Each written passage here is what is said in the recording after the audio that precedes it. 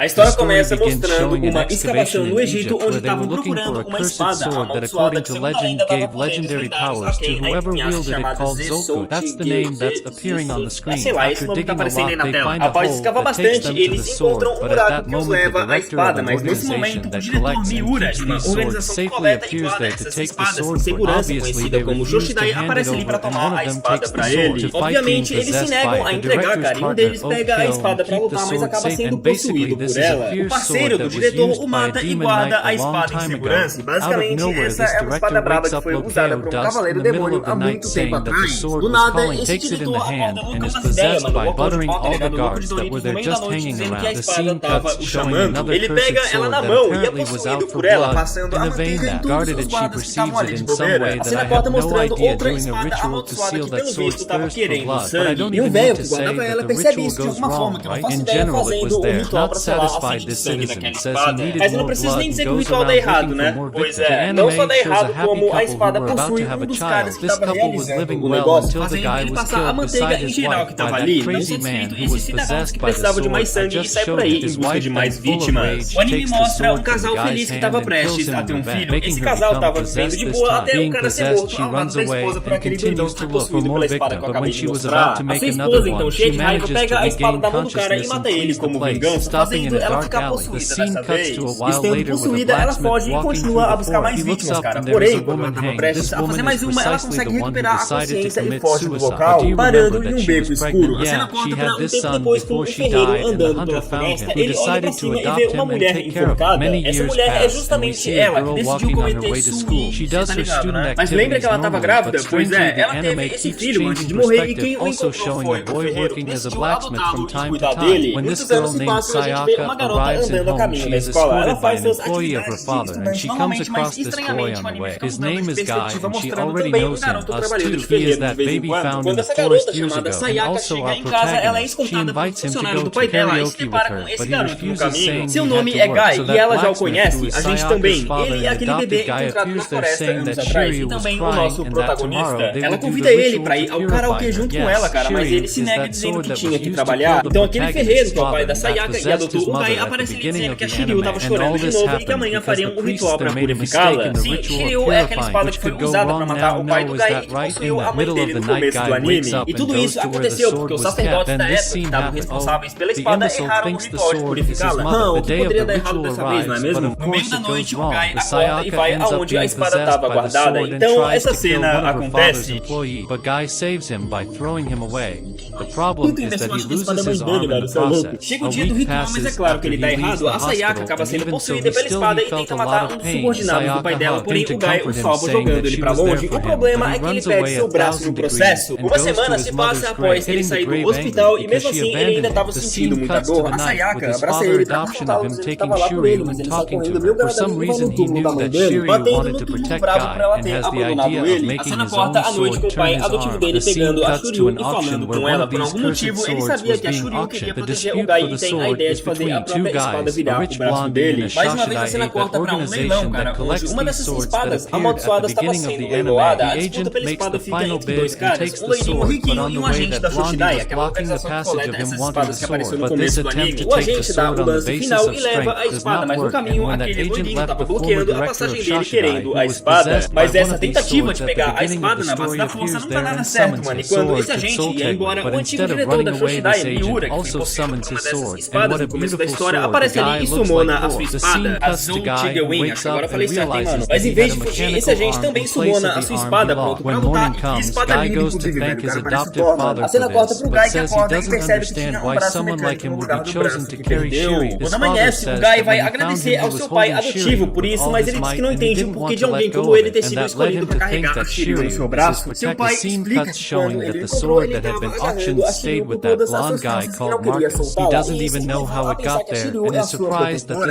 A cena corta mostrando que a espada que tinha sido levada ficou com aquele loirinho que se chama Marcos. Nem ele mesmo, cara, sabe como ela apareceu ali e fica surpreso de que isso não era um sonho. A sua irmã, então, aparece ali no quarto dele, o chamando pra comer, e ele desce pra almoçar, mas em certo ponto do almoço, ele fica puto e pra todos ali saírem, dizendo que ia mandar o dinheiro pra conta deles e que estava cansado de uma família de mentira. Após isso, ele tenta fazer um ritual pra acordar a espada e usar o poder dela, mas dá errado de início. Mas após receber uma visita da sua ex-namorada e descobrir descobre que ela ia se casar com seu melhor amigo, ele fica tomado pela raiva, olhando eles da janela dizendo que ia se vingar. E é aí que essa espada acorda e, percebendo a raiva dentro dele, diz que daria seu poder a ele. Então ele vai ao casamento dos dois e avança na direção deles com a sua espada, mas na hora aquele agente aparece ali e salva os dois, mandando eles correrem. O Marcos dá um jeito de alcançar o casal, velho, mas quando ele ia matar os dois, a sua ex-namorada chama ele pelo nome e isso faz ele voltar ao normal. Se arrependendo, ele começa a chorar e esse agente Naoki leva ele pra Shoshidai. Essa organização que, além de cuidar dessas espadas pra mantê-las em segurança, também cuida desses usuários de espadas que podem controlá-las. Ele explica que foi uma coisa muito boa ele não ter matado ela, tá ligado? Porque do contrário, ele viraria um Kusoma, um ser que é dominado completamente pela arma e só pensa em matar, como é o caso de um subordinado do pai do Gai, que tinha inveja do Gai pelo pai dele gostar mais dele do que dele, e gostar mais do Gai do que dele. E essa inveja não cria uma vontade de matar o Gai, coisa que ele realmente tenta fazer roubando uma lança amaldiçoada e indo pra cima dele e o atacando. O Gai resiste a ser de sangue que a espada tava mandando pra cima dele, mas acaba não resistindo e deixa a Shiryu dominar, mudando o formato do braço dele pra uma espada e saindo na jornada contra aquele cara que em pleno episódio 4 não lembro o nome. Você é burro mesmo, idiota! Eles levam a luta pra floresta e ficam lutando por lá até o Gai causar um ferimento mortal nesse cara. Pera aí, mano, eu vou pesquisar o nome dele, na moral. Tatsumi, e fazer ele fugir. O anime avança mostrando o Marcos dentro das instalações da Shoshidai. Ele é levado pra conhecer a rapaziada que comanda essa organização, que são 3 cabeças de pau flutuantes, coisa mais extrema, essa que nem tem cabeção dos Power Rangers, tá ligado? Eles dizem que estão estudando como essas espadas amaldiçoadas possuem as pessoas pra tentar encontrar um meio de livrá-las delas, e pergunta se o Marcos lembrava de tudo isso sendo possuído. Ele explica do que lembra e essas cabeças saem de só o grupo que se fugiu com uma espada, mas não foi possuído por ela, podendo a controlá-la tem a chance de salvar a humanidade. E pergunta se o Marcos estava disposto a isso. De volta à luta do Gai, ele consegue o Tatsumi até a cidade e diante de um belo cenário de luxúria, ele se transforma ganhando uma armadura bolada e ataca o Gai. Mas essa armadura não parece adiantar muita coisa, mano, porque o cara fica muito mais lento, tá ligado? Fazendo o Gai simplesmente ter muita abertura pra perfurar ele com essa espada. O helicóptero da Shoshidai aparece ali e identifica os dois, avisando o QG da presença deles na cidade. O Tatsumi foge e o Gai derruba o helicóptero com um ataque, conseguindo fugir e chegando na sua casa a tempo. A cena corta mostrando o Marcos e o Noeki dentro da sala onde a Shoshidai guarda as armas amaldiçoadas. O Noeki explica que eles atualmente são crisalides, que é o termo usado pra galera que consegue controlar o poder das espadas que não são consumidas por elas,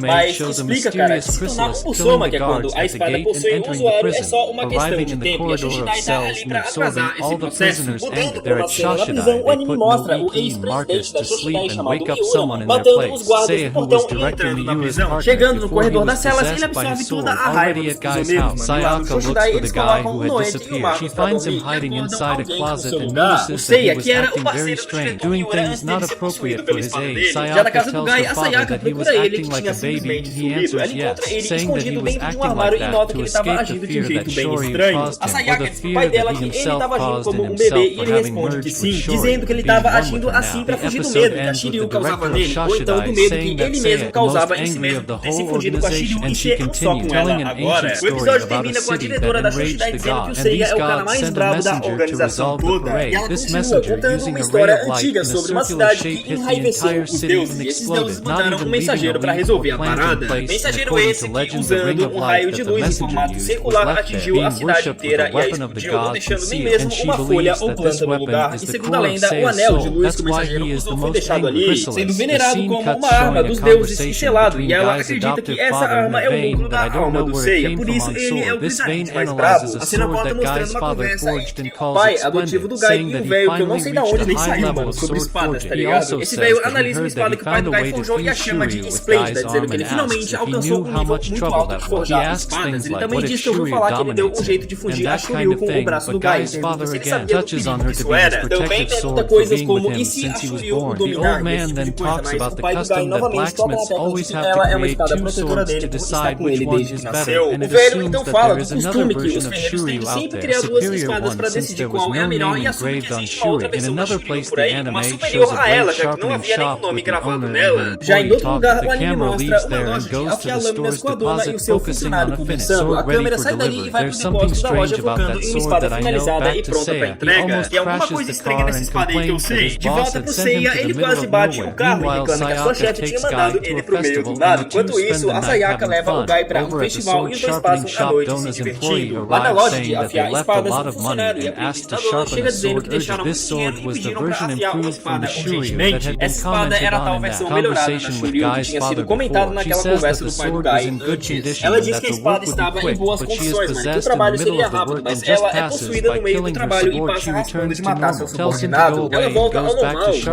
embora e volta a afiar a espada, trabalhando o mais rápido possível pra terminar logo e se livrar daquela encrenca. E gosto de crenca nisso, mano. Assina a cota pro antigo presidente da Shoshidai, o Miura, que foi possuído pela espada e tudo mais, tocando piano e aprendendo sobre seu novo corpo. Uma outra espada amaldiçoada aparece ali querendo vingança por antes, pois os dois lutaram, mas ela acabou perdendo. Eles lutam e no fundo dois seres misteriosos estavam observando. Um deles se chama de ceifador e diz que a humanidade está prestes a morrer e que a era dos Musoma se aproxima. A Sayaka leva o Gai a um santuário, mano, e lá eles são atacados pelo Tatsumi que tava à espreita, tá ligado? Ele levanta a Sayaka pelos braços dizendo que ela é só dele, mas pelo visto não, já que Seiya aparece cortando uma parte do corpo dele e luta contra ele com um sorrisinho de malandro no rosto ainda por cima, como quem tá achando fácil. A cena muda mais uma vez mostrando um senhor misterioso buscando a Shuryu que foi afiada. O aprendiz da dona pergunta o que era aquela espada, mas ele não responde nada e vai embora. Já na luta do Seiya, ele prende o Tatsumi com seu anel e o mata facilmente. Antes de ir embora, ele percebe algo diferente no Gai e tem a certeza que é por ele que ele foi mandado pra lá. Ele ia atacar o Gai, mas muda de ideia quando aquele mesmo velho de antes aparece ali perguntando se ele era do Shoshidai. Ele pergunta como esse velho sabia sobre ele, mas ele só diz que consegue alguns contatos quando fica velho. Nesse momento, um guerreiro de um clã chamado Gabi aparece ali e confronta o Seiya. Os dois lutam porque esse guerreiro acha que é os humanos que deveriam matar o Musoma e enviar quem usa poderes de armas amaldiçoadas e hipocrisia. Os caras querem meter lacração até em anime de luta agora, velho, já se viu. Esse guerreiro tava caçando um Musoma que, adivinha só, tava escondido na sombra dele. Esse Musoma então o mata com um ataque surpresa e passa a focar o Gai, o atacando. Após receber alguns ataques, o Gai acorda por causa do dano e volta ao normal, deixando de agir como criança. Então ele empunha sua Shuryu e parte pra cima desse Musoma, o cortando no meio. Mesmo assim, o safado consegue fugir e o Seiya queria levá-lo à força pra Shoshidai. Mas o velho cria uma distração pros dois fugirem. Ele sabia que o Dashu tem uma caverna e um diálogo entre ele e a Sayaka. A gente descobre mais sobre o passado do Gai, onde ele diz que quando era criança ele fugiu,